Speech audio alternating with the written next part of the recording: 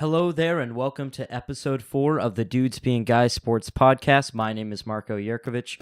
Joining me, as always, is Easton Nelson. What's up, guys? Today, we'll be discussing Aaron Donald and Khalil Mack's new contracts, our picks for this week's college and NFL games, our NFL regular season award predictions, and much, much more. All right, Easton, this is a very busy week in sports, so let's get right on with the podcast. Let's get it. All right, so your thoughts on Aaron Donald signing a new contract with the Rams. He signed a 6-year extension that will make him the highest paid player in NFL history, well, for about 30 hours. The extension was worth $135 million, with $87 million of that being guaranteed. Well, first off, I wish I could get some of that money, but we can't ask for that. But Aaron Donald's one of I'd say, the best defensive tackle, or defensive lineman in that case, in the NFL. So he definitely deserves that money. And he's going to be the front of that elite Rams defense that should be probably one or two in the top defenses this year. Oh, yeah, he's definitely an elite player in the NFL, an elite defensive player, defensive lineman. Obviously, the reigning defensive player of the year from 2017, 4-time Pro Bowler. He had 11 sacks, 5 forced fumbles. He's an absolute force to be reckoned with. And he deserves this money very clearly, Definitely. And I think the Rams, this has been coming a long time. They've been working on this new contract for about 18 months now, and it's good to see them getting this done before, drastic measures had to be taken, whether he be traded or have to sit out. It's better to see them actually giving him this contract. Yeah, I'm excited to see this Rams team next season. Oh, they're going to be loaded. Yeah. This is going to be a really good team. The offense is one thing, and they're pretty talented, but this could have the potential to be one of the best defenses we've seen in quite a while. Oh, yeah. I mean, outside the linebacking core, this is just an unbelievable... Yeah, Marcus Peters and who'd they get? Aqib Talib. Aqib They Talib, got their cornerback. Ndamukong Sue. And they have an all-pro safety already. Can't think of his name right now. The Joyner? Marcus Joyner. And then, of course, they also have Aaron Donald. So that's just, the Rams have an absolutely stout defense, and they're going to be really good here. Now, whether they can keep all these one-year contract players again, that's yet to be seen. But, this Aaron Donald contract, he is along with Jared Goff and Todd Gurley, he's going to be a staple for this franchise for years to come. And this is overall just a really good signing by the Rams. So now moving on to the Raiders, they traded Khalil Mack, and he signed a new contract with the Bears. He signed a 6-year extension that will make him the highest paid linebacker and defensive player in NFL history. The extension is worth $141 million, with $90 million of that guaranteed. And within 24 hours of being traded to Chicago, he had signed this deal. Yeah. First off, I don't get why the Raiders didn't offer him the money that he wanted. I mean, he's the best linebacker in the NFL, the best linebacker we've seen in a long time. And I mean, what were they wanting? Like, you're not going to find somebody better. I mean, they got 2 first-round picks, a third, and I think a conditional 6th. Yeah. And I'm sure they got cash considerations, and they might get some players in the future, but it's not Khalil Mack. It's not guaranteed to be better than him either. Yeah. I mean, they get more pieces around because there's more, but... I mean, I can see both sides of this deal. I can see the Raiders maybe not necessarily not wanting to pay him that much, but just the idea that, the more players they get back for this deal, the better, and just stocking up on draft picks. I think John Gruden said that they're going to be questioned on this until the cows come home. So, it's just, we'll see how these draft picks pan out, because it's really hard to, grading a trade based on assets we don't even know what they'll become. But from the Bears side of view, I mean, they got one of the top 5 defensive players in the league. Top 10 defense next year, definitely, or at least I think. I don't know about you, but I think they'll be one of the better defensive teams in the NFL. This makes the NFC North an absolute minefield. Definitely. They got the Vikings, the Packers, and I mean, if you want to throw in the Lions. I mean, Matt Patricia and the Lions could always be a threat. Matt Stafford is Abdullah, a solid quarterback. Amir Abdullah, and I'm sure the Lions will figure out their defense. But yeah, this he's the new monster of the Midway. Definitely. This Bears defense could be pretty stout, and if Trubisky and Jordan Howard in the offense get things rolling, you never know. I mean, the NFC is very packed, but they could be in the wild card race later on in can the see it. season. I think it all depends on Trubisky. It really does, but I think this addition of Khalil Mack, as with what the Rams did, now you have a franchise cornerstone. You have just that reliable guy that every week the other team has to constantly be looking for, planning against him, setting up double teams. It's just a scary threat that your team's always going to have. All right.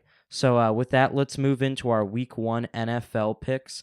These will be presented in chronological order. We're just going to go through, tell you who's playing the game, when it is, and then we're going to give our picks and maybe go back and forth if we have differing opinions. All right, so our first pick of the week is the Atlanta Falcons at the Philadelphia Eagles on Thursday at 7:20 on NBC. That's the Thursday night kickoff game. Who do you have in that one? I have the Falcons. I don't know about what you have, but to me, the Falcons overall have a better team. Foles is starting, and I've heard he's been struggling in camp. And I didn't watch any of the preseason games, but I also heard that he wasn't doing the greatest in that. But today, I also saw Alshon Jeffrey is out for this game. So Foles doesn't have one of those elite targets to go to next game. Well, is Ertz still on the team? Yeah. I mean, that's not Alshon Jeffrey, though. That's a top 10 tight end. But, yeah. I myself picked the Atlanta Falcons. I think the Falcons are the more talented team in general. Matt Ryan's the better quarterback. The receiving core with Julio Jones and Calvin Ridley and Sanu is better. The defense, Philadelphia probably has the edge there. But I think Atlanta's overall the better team. I don't have a ton of confidence in the Eagles repeating. I don't even have them winning the NFC East, which shows you my confidence level with them. Yeah. And with Carson Wentz not being back, and Nick Foles has been absolutely atrocious in the preseason. Has he really? 0 points. I don't know. I'd never got to see an drives. Eagles game, so I didn't really know about this till I read it today. Well, and I think the Eagles are going to be a decent team, but I think they're going to have a Super Bowl hangover. I think they're really going to struggle like this the Falcons from last year. Yeah. Well, even though I think the Falcons, we're kind of underselling them here, but I think they're going to be a threat. Even though I don't know if they'll win the NFC South, they're going to be an absolute threat to be reckoned with in the league. Probably a 11, 12, 13 win team. Mm-hmm. So moving on to the next game, we have the San Francisco 49ers at the Minnesota Vikings Sunday at noon on Fox. Your pick for that game? I have the Vikings. It'll be Kirk Cousins' first game with them, so that'll be interesting to see. The Vikings' defenses. We talked a lot about defense today, and they're also one of those teams with the top 3, top 5 defense in the league, and I don't think the 49ers will have enough to beat them. Yeah, I agree with you. I have the Minnesota Vikings winning, and you talked about their defense. They don't necessarily. They have Pro Bowlers, Xavier Rhodes, and I believe maybe a linebacker that's a Pro Bowler. Was it Harrison Smith? Yes. Safety, yeah.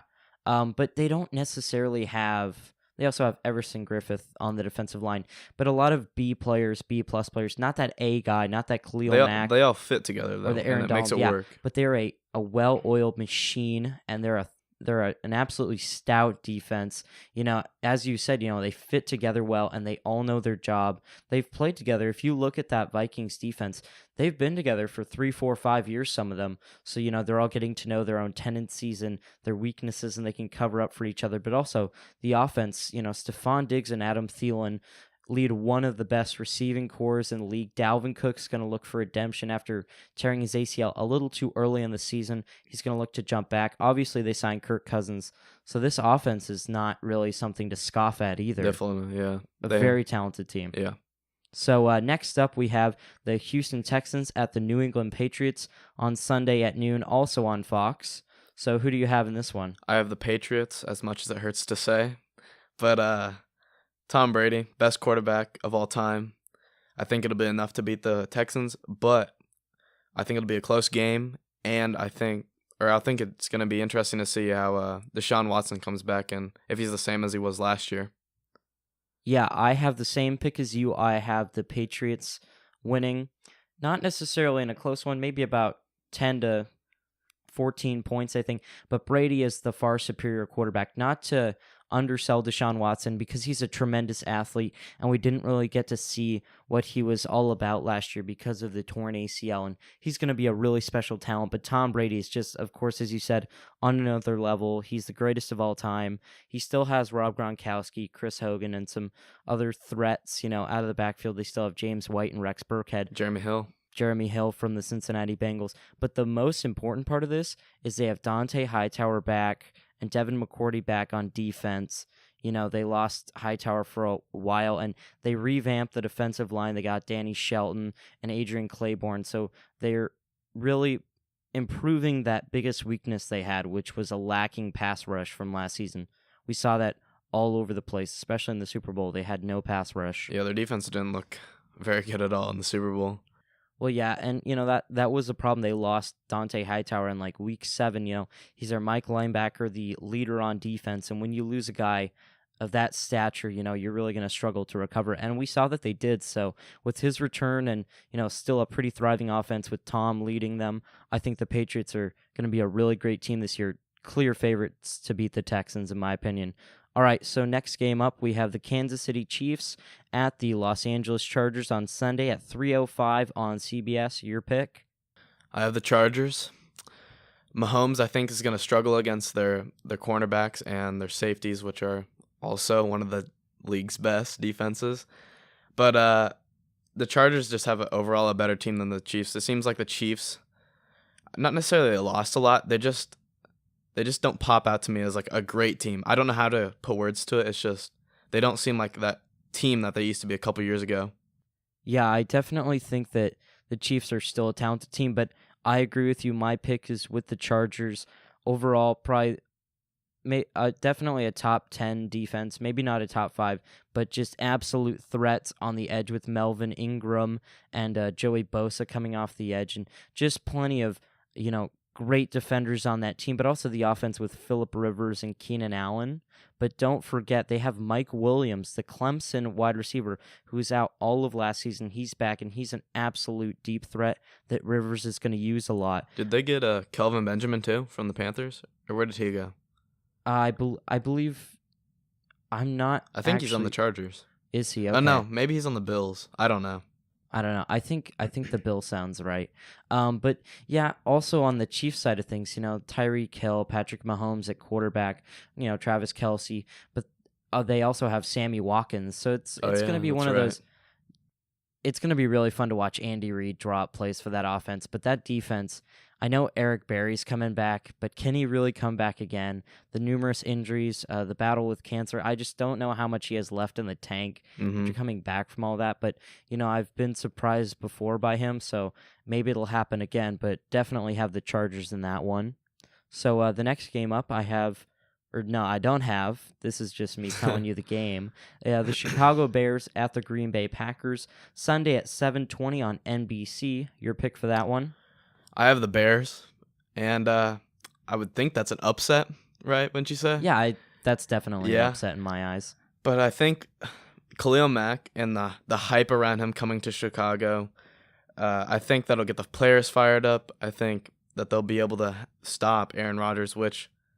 you can never doubt Aaron Rodgers, as he's probably the second best quarterback in the league right now if you want to swap him with Tom Brady. But I have the Bears. What do you have? We finally disagree on a pick. I thought we were going to go the same through all of these, so I'm glad we have some conflict. But I have the Packers in this one. Aaron Rodgers, finally coming back and ready to prove himself. They missed the playoffs for the first time since his first year as a starter in Green Bay. Not that that's embarrassing, but they were a model of consistency in the NFC and in the NFL as a whole, and I think he wants to get back to that. He finally got a nice offensive weapon in Jimmy Graham. Of course, still has Devontae Adams at wide receiver, and of course they always have just a carousel of running backs, and we'll see who ends up being their running back this year. Yeah. So, but it's really, it'll be interesting to see. This is going to be a really close game. And I can definitely see the Bears winning, but Aaron Rodgers is such the superior quarterback to Mitch Trubisky that I had to pick the Packers. Okay, so next up in our final game of the week, we have the Los Angeles Rams at the Oakland Raiders on Monday at 9:15 on ESPN. Your pick? I have the Los Angeles Rams. Overall, I think they have the better team, offense and defense. The Rams, for me, are my Super Bowl pick, the winners. I don't know what you have, but I think just the loss of Khalil Mack to the Raiders just makes the team, or their defensive team, just seem like a good defense just to an defense. I don't know. I think it's just the Khalil Mack effect. Yeah, it really is. And one thing to say about that trade again, for sure, right now, Chicago is the winner because Oakland got no players back. Yeah. So now you just have an Oakland defense that's Khalil Mackless, and now you just added that to Chicago. Mhm. But once those draft picks roll in, the trade might improve. But for now, yeah, Chicago has definitely won that trade. But looking at it, I agree with you. The Rams are the far superior team. I agree with you. I have them coming out of the NFC. I would have them losing in the Super Bowl to the Patriots, but they Of are an course. extremely talented team. Are you really going to bet against Tom? Yes. No. I will this No. year. Well, I won't. I would have the Patriots beating the Rams in the Super Bowl. But getting back to this game, I think we talked about their defense earlier, but we didn't really talk about their offense. Just so talented. Obviously, Jared Goff. Brandon Cooks. Well, Jared Goff, he kind of had an off year starting in his rookie year under Jeff Fisher. Didn't really get off to the right start, but now in his second year under Sean McVay, it's almost like even though he's in his third year, this is almost like his second year in the true NFL with a great offensive coach in Sean McVay. Yeah. And he just has so many weapons. First of all, if he doesn't want to pass it, he's got Todd Gurley to just hand it off to, who's an absolute monster. And we both had him at 2 in our top 5 running I think backs. so, yeah. So, but then, of course, probably a top 5 receiving core, Cooper Kupp, Brandon Cooks, and Robert Woods. Just Robert Woods is an underrated wide receiver. That is true. Get him in your fantasy leagues. If he wasn't drafted, put him on your bench. He's going to be very useful. So, yeah, I picked the Rams, and that's our picks. So, Easton, let's move on to our NFL regular season awards predictions. Let's start with the MVP of the NFL. My MVP is Aaron Rodgers. To me, Aaron Rodgers is the second best quarterback, if I want to be real with you. But I think he's going to play with a chip on his shoulder, and as he missed a lot of last year, he's going to want to come back and prove something. And I think he's definitely going to make the Packers come back to be a playoff team. I agree with you. Yeah. We have the same pick? Yeah, we have the same pick. Oh, Aaron God. Rodgers. Well, you know what? It's hard to win an MVP back-to-back years. I don't think Tom has the weapons to win the MVP, and there's not that 16-0 hype like the Patriots had last year. But now Aaron is in that position where they are down and beaten, but he's going to come back. They're going to go 12-4. They're going to make the playoffs. He's going to remind everyone that he is the second best quarterback in the NFL. He's going to have a really productive year. Jimmy Graham is going to get used a lot in that offense, and he's going to make names out of all these C+, B- wide receivers. He's going to make them look like Pro Bowlers, and he's just he's got the biggest arm in the NFL, and he's just so talented. It's true. There's really no denying that he's got a really big shot at winning this MVP. Obviously, you have other names, but he to me is the no-brainer pick. So your pick for Coach of the Year? I have Sean McVay. As I said, they're my pick for the Super Bowl. Just his team alone is going to prove to him that he's a good coach, even though he might. I mean, the team's just going to be good, so it's going to make him look good.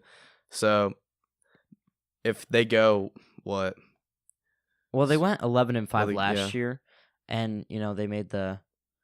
I don't think lost, they'll go. They lost to the Falcons in the wild card, but if they make it to the Super Bowl and win a couple more games, I could see that happening. I don't think they'll go 16-0 like the Patriots, but I don't see them losing more than 3 games with their talent on their team.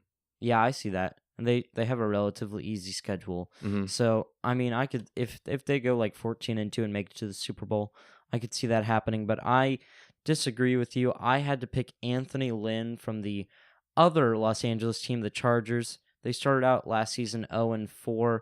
They just missed out on the playoffs, but I think they're going to be a playoff threat this year. Definitely going to win more than 10 games. So, and once again, Anthony Lynn has a talented team. Probably not as talented as the Rams, but he's going to lead this team to probably the AFC West title and pretty deep into the playoffs, in my opinion. All right, so your pick for assistant coach of the year? I forgot to do that. You forgot to do Yeah, I that. did. Cut this Wow. from the video. We can't. We're just going uncut. Oh god. Wow. Slacking. Easton Nelson, Big J journalism. Preparation is key. All right, well, I'll just do mine then. You know what? So I have Todd Haley, the offensive coordinator for the Cleveland Browns. You know, they had, you know what? They had 0 wins, and they were dead last in like every offensive category. Scoring, total offense, rushing. They were god awful. And now, whether it's Tyrod Taylor or Baker Mayfield, they have Carlos Hyde at running back, and they have Jarvis Landry and Josh Gordon, a great wide receiver tandem. I don't see how this offense can't carry this team to like 4 or 5 victories. That would be enough for him to be offensive coordinator or assistant coach of the year, in my opinion. So I think the Browns are too overhyped. you know, that is an interesting point. Like, a lot of people have them as their like dark horse wild card candidate, but a lot of people are picking them to the point where it's like most people are probably going to expect them to win 6 or 7 or 8 games. I don't see that. Honestly, I don't know. I can see them winning about 6 games. You know, because they do play in a pretty tough division. I think they'll lose both games to the Steelers. They'll split with the Bengals and split with the Ravens, and then in non-divisional rounds, anything can happen. You know, they could hit a great winning streak. Yeah. And you never know. I mean, their offense on paper looks really good. Well, their offense is the second best in the division. Under here, the Bengals? Well, it's clearly the Steelers. The Steelers, along Are you with sure about that? Well, the Steelers, along with the Rams, have the best offenses in the league. Just based on personnel, you look at both teams; they're just absolutely stacked. And then I think the Browns probably have the second best. If you just go player by player, and I have to match it. disagree with that. Well, I mean, so what are you gonna disagree on? I don't think they have the second best. I'd say they have the third best because I think they're better than the Ravens. But I'll take the Bengals offense. Okay, over well, who's the Browns. Bengals' best running back? Joe Mixon. I think Carlos Hyde and him are pretty level. Yeah. And Yeah. I know that A.J. Green's probably the far superior wide receiver to Jarvis Landry, but I think You're the best tight end. don't sleep on Josh Njoku. He's pretty good, and Tyler Eifert needs to Stay be healthy healthy. to play. Yeah. So all right, so that's our weekly segment of Easton complaining that the Bengals are underhyped. Jeez. Hey, watch out for us this year. Playoffs. Not gonna happen. Not even close. You guys are gonna win like 6 games. Do you want to bet on this? I mean, not right now. Maybe later. So, did you finish the rest of your award predictions? I did, yeah. Oh, okay. You just I couldn't did. handle the assistant coach of the year. I was surprised to find out that was even an award. I didn't know that was a word. Yeah, I mean- saw it on here. I forgot about it because I went on my list because I don't know very many assistant coaches, so I Yeah. was gonna Google it later and see like who it could be, and then Not gonna lie, I was just gonna put Josh McDaniels, but then I was like, I should do some research. Because, I mean, you could put Josh McDaniels for, like, every single year. All right, Yeah. so let's keep it a moving. Offensive player of the year, who do you have? I have Todd Gurley, and with Le'Veon Bell possibly being out for till week 10, but which I highly doubt will happen. But I think Todd Gurley has a chance to prove that he's the number 1 running back in the league, and I just think the elite offense of the Rams will carry his name and just make him sound better and better. And so that's my pick. I mean, I couldn't agree with you more, except for on the pick. I was really close to picking Todd Gurley, but I had to go with Antonio Brown because without Le'Veon Bell, conversely, I think Antonio Brown's going to get a lot more usage in the receiving game. So, it's also just to mix things up. I could see that too. Todd Gurley won last year, so I thought maybe Antonio Brown would just do a little bit better and maybe get the award this year. People get tired of voting for Todd Gurley. I mean, it's only been 1 year, but that's what happened to Jordan in the 90s. and LeBron. Maybe. Jordan should have like 10 MVPs. Instead he's got what? I think 5? LeBron should too, but That's another topic for another that's day. ludicrous, but okay. Let's keep moving before we get into a heated argument. Yes. So, defensive player of the year, who do you have? I have Khalil Mack. When he's gonna be on the Bears, he's gonna show what he's got. There's gonna be a lot of hype around him all year with him joining a new team and with his new contract. The defense with him is just scary. You're not gonna want to go up against him if you play him that week or anything. And I think he could have one of the best defensive seasons by any player this year. I mean, that's a legitimate that's a legitimate pick, a legitimate point. I don't know, maybe this is going to be more of a feel good story, but also JJ Watt is one of the most dominant defensive players we've seen. Obviously won the MVP 3 years, or the defensive player of the year 3 years ago, before Donald and Mac. And I think he can make a return from that really gruesome ankle injury. And obviously with all the Houston stuff, that's obviously a feel good story, as I said earlier, but he's also a really talented player. Yeah, I want to see him come back healthy because he's arguably the best defensive end. Yeah. And that Texans team, if that defense can keep it going with Clowney and Merciless and, of course, Watt, and that offense, if that offense They gets still have anything Cushing? going, he retired. He did? But they have a pretty solid secondary as well. But, if that offense can get anything going, just like 2 touchdowns a game and they'll win. Yeah. So, so JJ Watt is my defensive player of the year. So your pick for offensive rookie. Saquon Barkley. He had a lot of hype coming out of college, and, I mean, he deserved it. With Eli Manning as their quarterback, he's getting older. Seems to be getting worse, too. And with Odell as his only target, really, on offense, I think Saquon Barkley will have to carry some load of their offense, and I think he's going to put up good numbers this year. Yeah, I mean, I agree with you. That's my pick. Saquon Barkley is my pick. As much as it hurts to not put a quarterback, because I think there will be plenty of quarterbacks that start a lot of games this year. I think as soon as Sam Bradford gets injured, Josh Rosen's in there. Sam Darnold's already the starter for the Jets, and we're definitely going to see Josh Allen in Buffalo. But maybe Baker Mayfield in Cleveland, of course. But I really have to go with a player that we know is going to start from day one, is going to be productive from day one, and has a really solid offensive line behind, Nate Soldier. But also, outside of Odell Beckham Jr. from Peyton Manning, are they really going to pass the ball a lot? Yeah. Yeah, Saquon Barkley is going to become an absolute workhorse. So I picked him up at fantasy. You know what? That's not a bad decision. And I wouldn't be surprised here in a few years if he's going to invade that top 5 running backs list. Yeah, I think he could be like a Todd Gurley. I mean, that's a big statement, but I think that can definitely happen. Yeah. So on to our last awards pick of the evening. Your pick for defensive rookie of the year. This one's going to surprise you, and I think it's a hot take because I don't think anybody will choose this. I have Rashaan Evans from the Titans. What's this look you're giving me? What? Explain? Well, at Alabama last year, he was... I mean, okay, yeah, he's a solid player, but, is he going to play? Yes. All right. He's been hurt, but I heard that should be come back by week 2 or 3. He had an injury. Well, I don't think that's crazy. But I don't think anybody's picking him though. You're right. Yeah. His probability is probably really low. And I also have maybe not the trendiest pick, but I'm just going based off pure talent and pure versatility.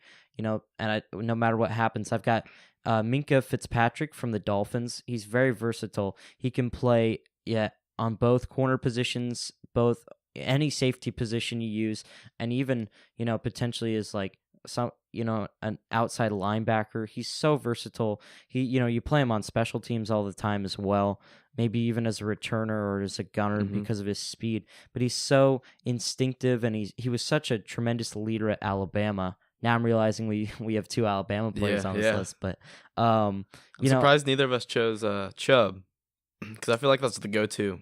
I don't know.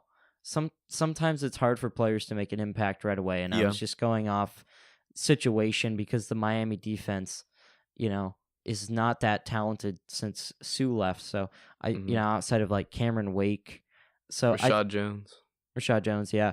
But I think Fitzpatrick can fit in well there, and he's probably going to start from day one. Yeah. So that's my pick. So now we're going to move on to what is not so much of a controversy anymore, but the Alabama quarterback situation, I'll call it. Both Tua Tagovailoa and Jalen Hurts played in Week 1 against Louisville. Tagovailoa will start in Week 2 against Arkansas State, but both Tagovailoa and Hurts will play in the future, said Nick Saban. I think it's an interesting thing how they're having this QB battle going into the season. I mean, Tua Tunga's going to start next week, you said, right? Yeah, against Arkansas State. Yeah, I think we could see something where if Tua Tagovailoa doesn't do well this week, then Jalen Hurts comes in next week, and it's going to be a back and forth battle until they find out who's going to be the one. And whoever is not going to start, I mean, if Jalen Hurts doesn't start, he could transfer. Yeah, that's the big thing. The angle that a lot of pundits aren't taking, which I don't know why, is, what if Tua, starts struggling? Hurts is there to play, or if Tua Yeah. gets hurt, he's there to play. But, a lot of people are making this out to be such a one-sided battle, and I think they're underestimating Hurts just because, he didn't have the best night against Louisville. He was 5 for 9, 70 yards, no touchdowns, but also no interceptions. He just, he wasn't playing with the first team unit, and he was just out of rhythm a little bit, and Tua had far better numbers, but I think Hurts, in the right packages and the right situations, you could use him quite a bit. I mean, you can never go wrong with either. I mean, both of them are top tier quarterbacks in college football. So definitely. I mean, it's like, who are you gonna play? I mean, can't Yeah. go wrong. Yeah, what a terrible predicament Nick Yeah. Saban's in. God. Which 5-star quarterback do I play? Oh, jeez.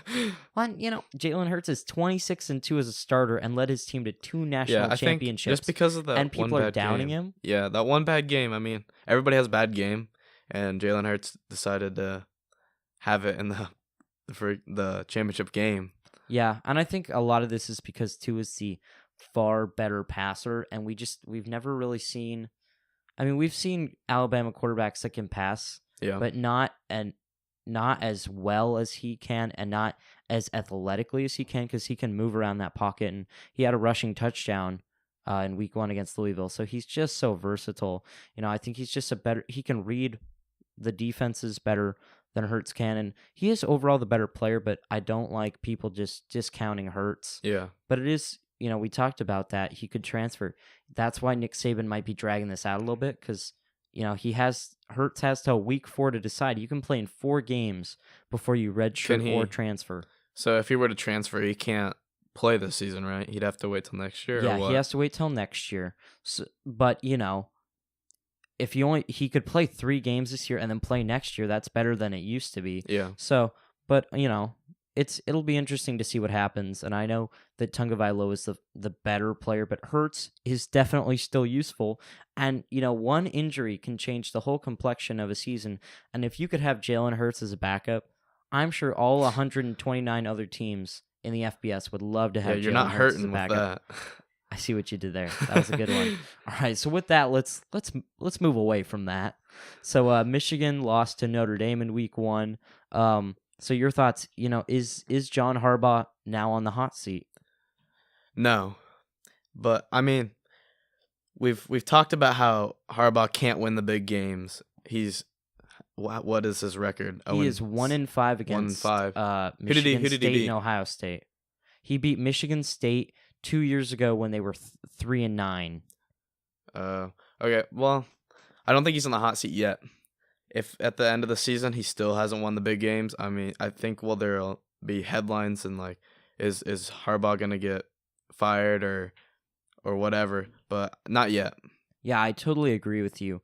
That would be so reactionary to put him on the hot seat now. Just being 0-1, they can still make the playoffs, and they would be one of the few teams, along with like an Auburn, that you could see as a 2-team candidate, because they have the toughest schedule in college football. They played at Notre Dame, they play at Ohio State, at Michigan State, at Northwestern. They also play Penn State and Nebraska. Just overall, the toughest schedule in college football. So, it's not over for them, and there's no way you can put them on the hot seat.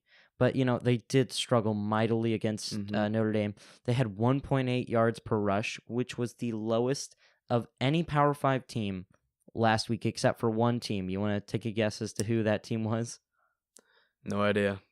It was Louisville, who's playing Alabama. So Michigan wasn't exactly in great company in terms of their rushing attack, which has kind of been a staple of that John Harbaugh offense there. Mm-hmm. But, he's 28-12, which is not that bad. I'm sure a lot of teams would love to have, after 40 games with their new coach, have 28 wins. But he started out 19-3, and over the last 18 games at Michigan, he is 9-9. He's a 500 coach for the past 12 months there at Michigan. Mm-hmm. I don't think he's a bad coach. He just can't seem to win the big games. Well, and here's a really shocking stat for the Michigan fans and the college football fans out there. Brady Hoke who was the coach before Jim Harbaugh at Michigan, 27-13, 1 win less, and he was fired and just absolutely trashed on for being a terrible coach. So if Harbaugh can't win a couple big games this year, I think he's in big trouble. But it's a little too early right now, I think. I also think it's, since he's a big name, he's an old NFL coach. I think people are trying to lower how bad it really is, but it's too early, like you said. Yeah, I think it's a little too early. Notre Dame's a team that if they not necessarily win out, but if Notre Dame only loses one game or wins out, they're definitely a threat to make it to the playoffs. So that's not a bad loss to have on your resume. I know they looked absolutely atrocious, but their defense kept them in it, and they only lost by a touchdown. Yeah. So it could have been much worse, and Notre Dame is a really good team.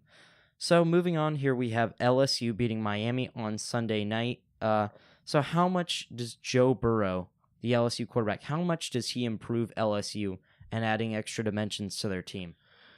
He's the one from Ohio State, right? Yeah.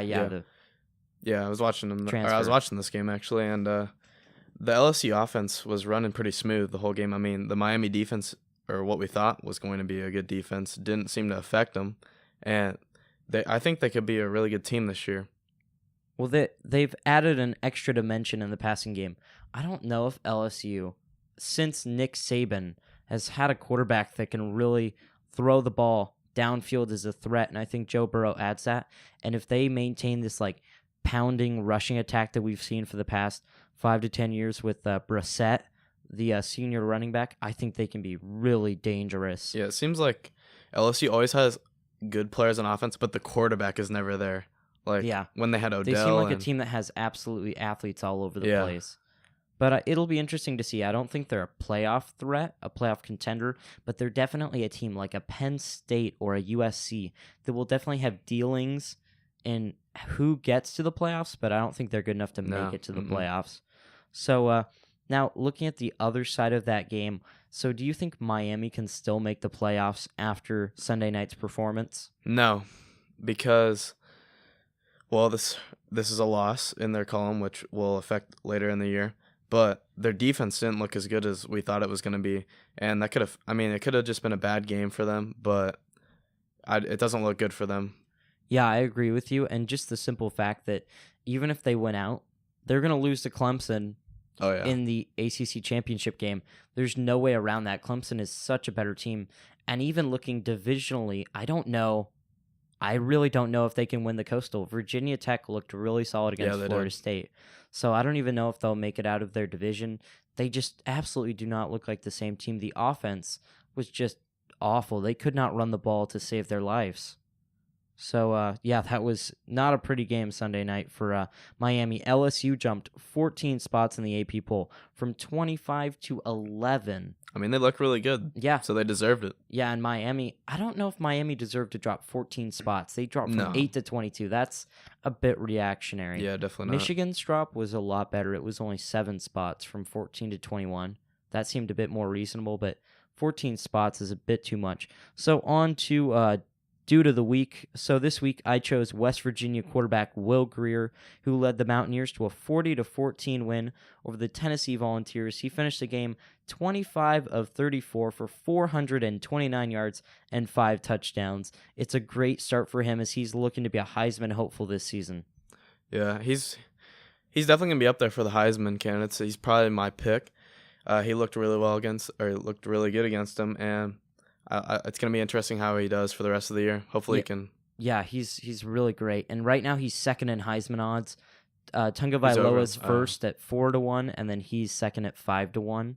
And, I think it'll be interesting to see how he does. Obviously, he's going to put up the numbers in the gunslinging Big 12, but I think he's actually a really legitimate talent, and I think for sure he'll be a nominee or candidate when it comes time in December, but he has a legitimate chance of winning this thing. Yeah, I agree. So I did kind of cheat. I do have a second dude because I really couldn't decide between Will Grier and the second guy. So here comes the secondary dude of the week is Stanford wide receiver J.J. Arcega-Whiteside, who had, get ready for this, 6 catches for 226 yards and 3 touchdowns as the Cardinals beat the San Diego State Aztecs 31-10. Well, I didn't even know that happened, but if he can keep that up, Stanford's going to be a great team. I Yeah. mean, how many yards? 226 yards, And 3 3 touchdowns touchdowns? off Man. just 6 receptions. That's crazy. It's pretty wild. Yeah, and Bryce Love, he had 18 rushes for 27 yards. That's kind of disappointing. Yeah, so he definitely dropped in the Heisman rankings, but I'm sure he'll be He'll back. bounce back. Oh, of course. Everyone has their bad day, and that's that's tough in college football because you really only have 12, 13 games to prove yourself, and a couple bad games can really derail it. Yeah. But it's better to have it in week 1. It was on a Friday night. I don't think that many people even saw it. Pac-12 is always late on at night. Yeah. So if he just plays well in primetime games and puts up big numbers, he should be fine as a candidate later on in the season. So now let's move on to our college football playoff picture. You just go from 6-1 and just let me know what's going on. All right, at number 6, I have Oklahoma. They looked really good last game. Their quarterback, what was his name? I can't remember. It's Kyler Murray. Kyler Murray. He looked really good for what did he play, a half? Yeah, 'Cause they were half. And he killing had him. like 200 yards passing on just what was it, 11 attempts. Yeah, Yeah. he was killing him. And then at number 5, I have Wisconsin. And to me, this is either Wisconsin or Ohio State that's in the playoffs. And you can swap either of them. Whoever wins the Big Ten will get that spot, and whoever doesn't will get this number 5 spot.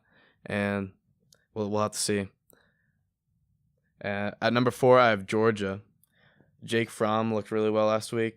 He's one of the best quarterbacks in college football. He has good offensive weapons, and they have a really good defense as well. Yeah, Georgia, one of the best defenses in the country. Despite all the guys they lost to the draft, they're just going to continue to replenish. They, of course, have the number 1 ranked recruiting class this year, so they're just going to continue to pump out talented defenders. At number 3, like I said, you can swap Ohio State or Wisconsin out here. But even with all the Urban Meyer drama, I think Ohio State will be able to get through all of this, and I think they can make the playoffs at the number 3 spot. They have a great defense and offense all around, and I think should be enough. Yeah, I definitely think that they're a team that's talented enough to probably make it all the way, but it depends on if they slip up like they did last year, and they have one really bad game against Iowa because they lost to Iowa by 31 last season, and they didn't get in because Alabama, their one loss against Auburn was a close, tight one, even though they didn't win their conference. If Ohio State loses, but they got to lose close, they can probably make it in as a 2-loss team.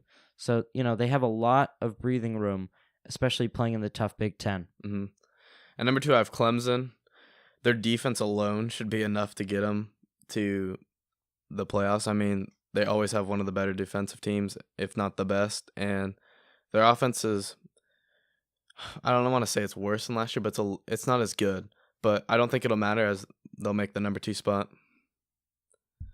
And lastly, I have, obviously, Alabama at number 1, as you could probably put them here every year for the next definitely 20 years. I mean, hopefully as long not, as Nick but, Saban's alive. What? As long as As Nick Saban's alive. Yeah, I mean, they're just always the best team in college football. And, I mean, just like I said, they're always going to be the best team. True dominance, an absolute dynasty. It's annoying. Well, you know what? Great teams, you'll look back fondly on them. You'll be like, oh, remember when Alabama used to dominate? You'll look back at it. And I'll probably still hate it. Nah, you'll be fine. You'll be I don't fine. think so. So moving on to my list, I had my list formulated, but I kind of reshuffled it because I just thought based on performances. So at number 6, I have Ohio State. They do have the big Urban Meyer issue, and on top of that, they allowed Oregon State to score 31 points. I know they had a lot of their backups in, but I don't know. I just felt like any team that gives up 31 points to Oregon State should be punished a little bit. Moving on, Wisconsin at 5. They're not a team that really runs up the score. They didn't play too well against Western Kentucky, but I still think they're in front of the pack in the Big Ten, and I have them at 5.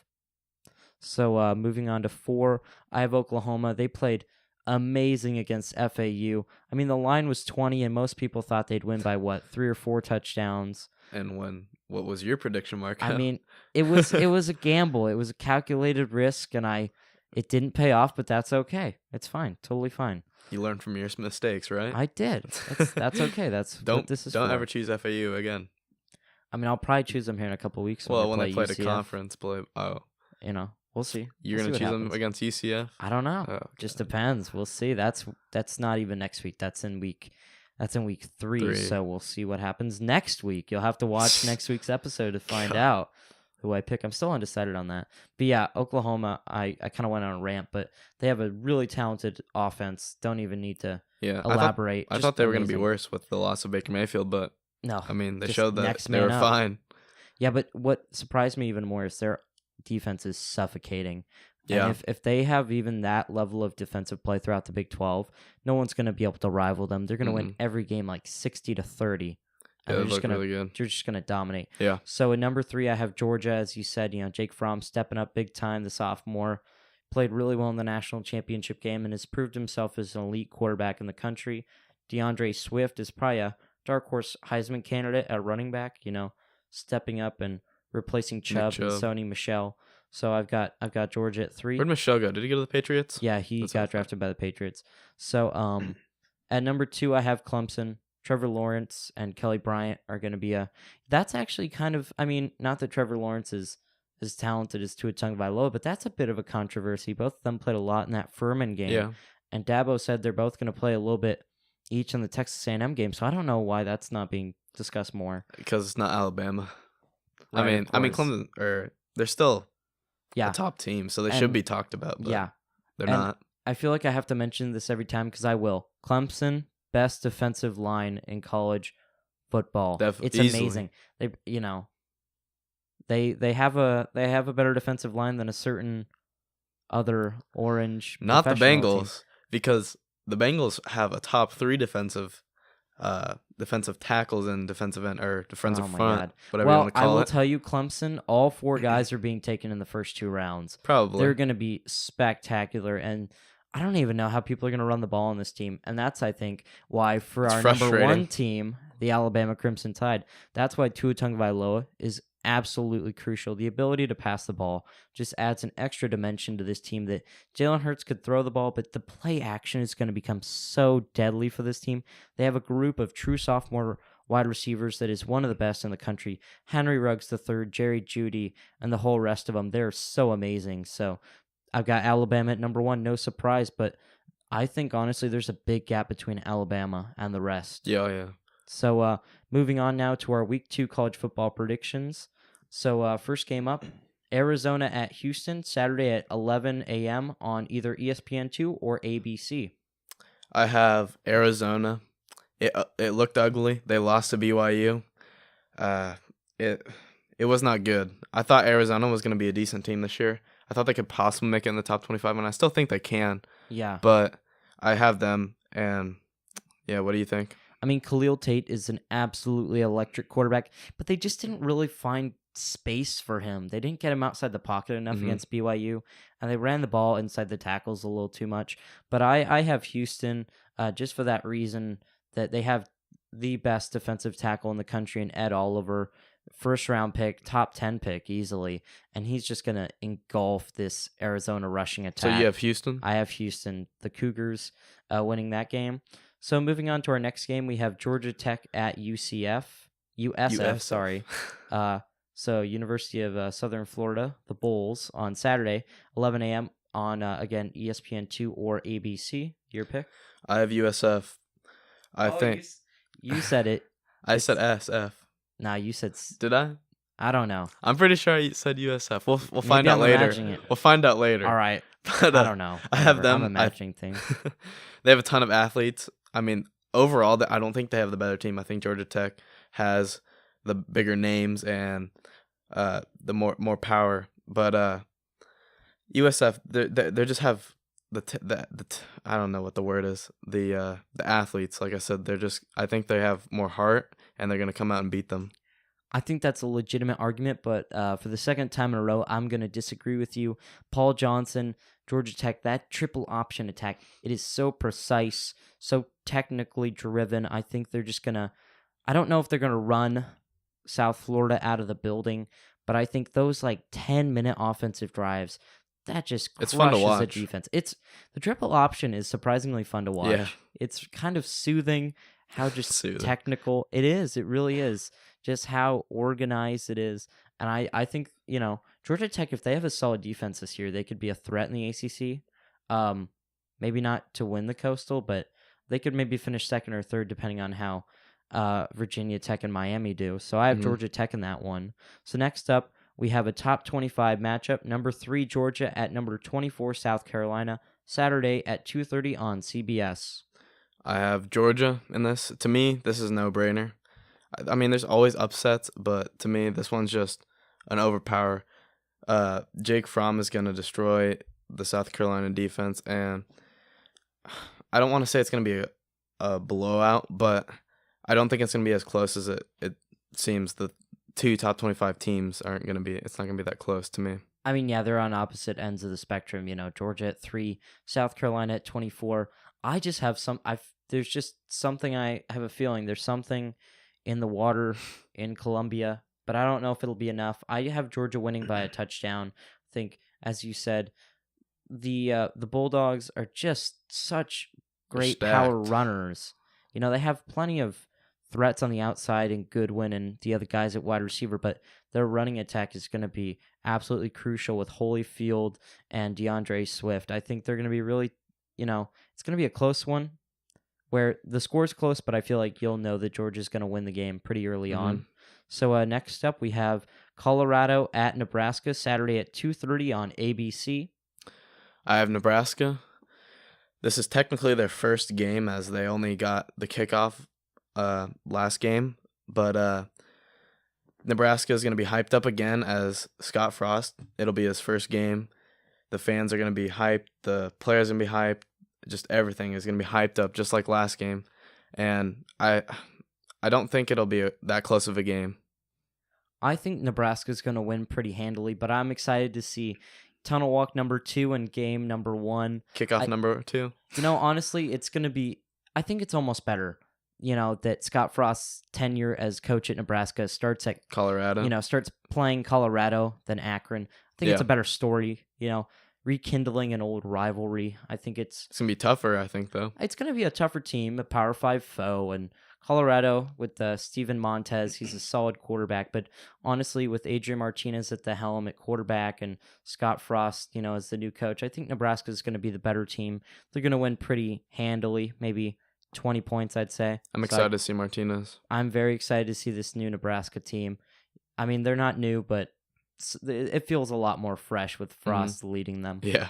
So next up, we have number 2 Clemson at Texas A&M, Saturday at 6 o'clock on ESPN. That's the game day game. Your pick? I have Clemson. Like I said, Clemson, or I guess we both said, they have the best defensive line in all of college football. I think Texas A&M is going to struggle on offense to get through them, and Clemson should win this. Yeah, I agree with you. This one is going to be a little too close for comfort for Clemson. They're heading into a very brutal environment. The 12th man, one of the loudest stadiums, one of the most ruckus environments. But I think Clemson overall is the far better team, both in those athletic positions at receiver and running back, but also in the power positions.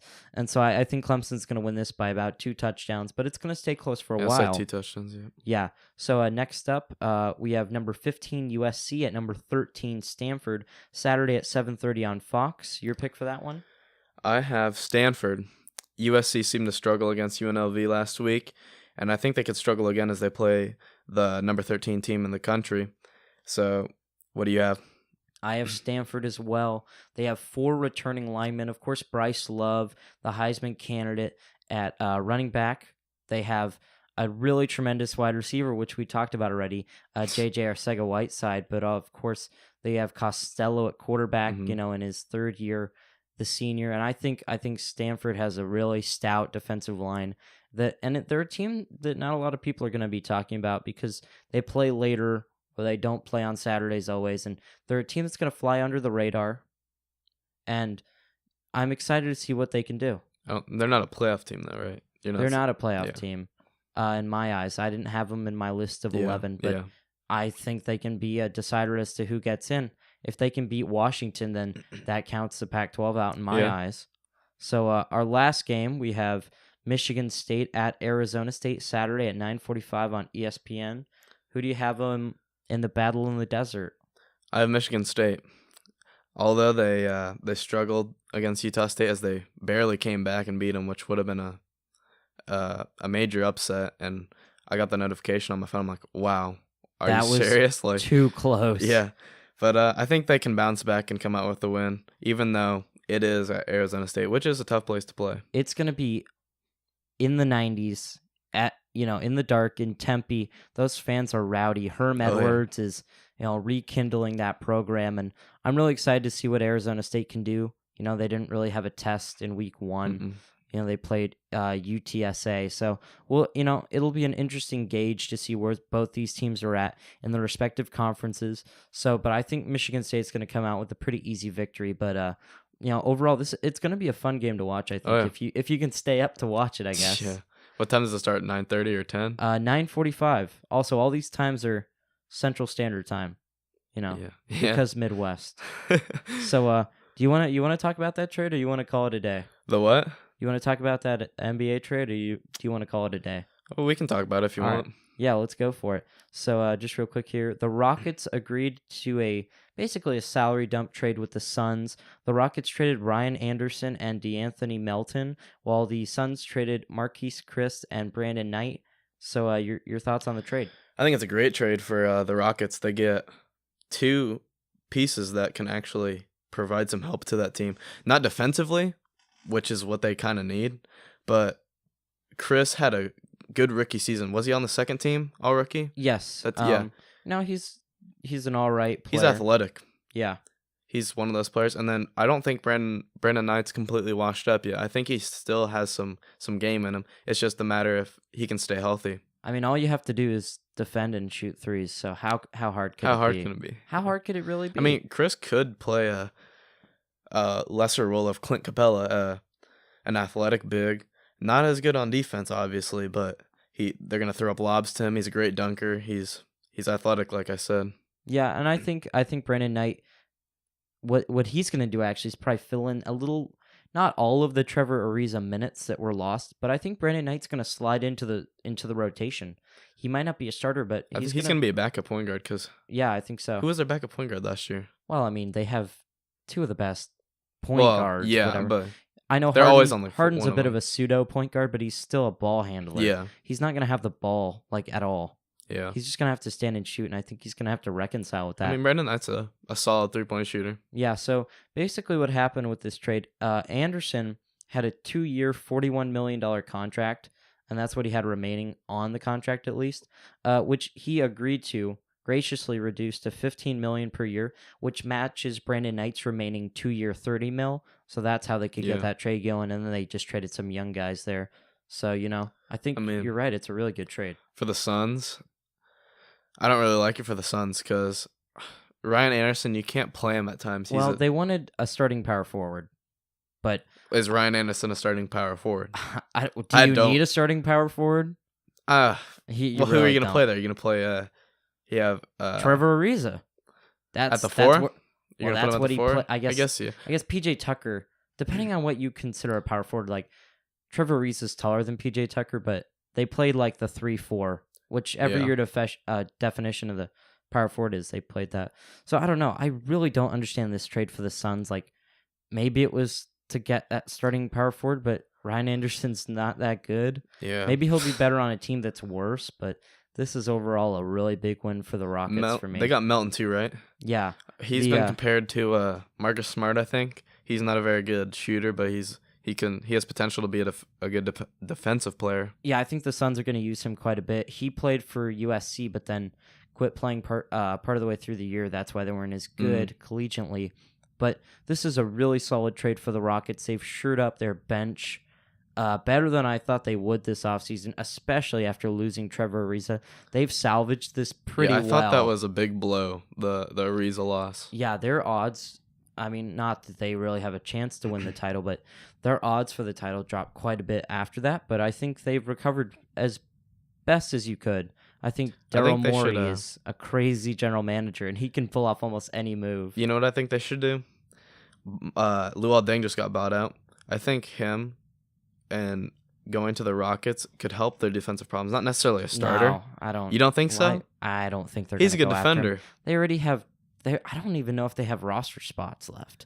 Who are you gonna? I mean, sure, there's you can always take someone off you can cut. Troy Brown Or Carmelo Anthony. or I don't Carmelo know. Anthony. I mean, This if team's it all already, goes that bad. this team's already too full. You saw with Joe Johnson last year. If you come onto this team late, I mean, there's these well, minutes Joe already Johnson, full. I think he's done. He's done, but and I think Luol Luol Deng's Deng, done. I think Luol Deng was done he's 2 years getting ago. he's in a meeting with the Timberwolves. Oh, whatever. This the doesn't matter. Timberwolves. Sorry, Luol Deng's Whatever. coming back. Oh my gosh, that would be insane. It's literally gonna be It's the Bulls starting That's line. the most insane thing in the NBA right now. So, the Rockets, as we've both concurred, absolutely a stunning trade that they've pulled off. Not As much as necessarily, I hate it. yeah, 'Cause not it's- necessarily for the acquisition of Brandon Knight, but to get rid of Ryan Anderson. Yeah, that's got to be a stressful thing to pay. How much was he getting? $45 million. He was getting 30, $20 million per 20 mil- year, 20 million which per is year. absurd. God. And that's Daryl not even, Morey must have had nightmares about that. yeah, and that's not even from that overpriced 2016 offseason. That's from, Melo like, doesn't even deserve that now. Like, No, you're gonna put God, Ryan no. Anderson on that. Very few players that aren't Yeah, all-stars deserve yeah. $20 million a year. So yeah, they got rid of that inflated contract Chandler Parsons. and If you Chandler want to talk about even Parsons. worse, wow, $24 million a year, right? That's Yeah. just egregious. that's off topic. Yeah. So you know what? I think we're done here. Yeah, I The think Rockets that's good. definitely won that trade, and well, we talked a lot of football this episode, but we decided to finish up with some basketball. So that's it for episode 4. My name is Marco, And I'm Easton. and we're signing off, and hope to see you guys next week.